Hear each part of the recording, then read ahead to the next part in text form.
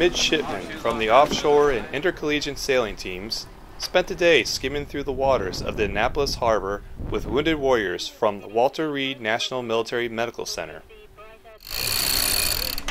The 2014 Fall Wounded Warrior Sailing Regatta was fun for all, and for some, the first time in their lives on a sailboat. Midshipmen and Wounded Warriors competed in several races.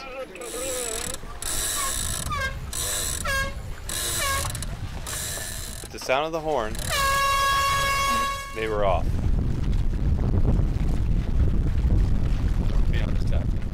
10 boats carrying sailing team members, wounded warriors, friends, and family parted the waters at a frantic pace, all in an effort to find the best course and win to end up out in front of the pack.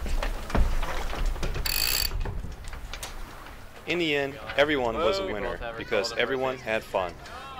Definitely, yes. Something I won't forget.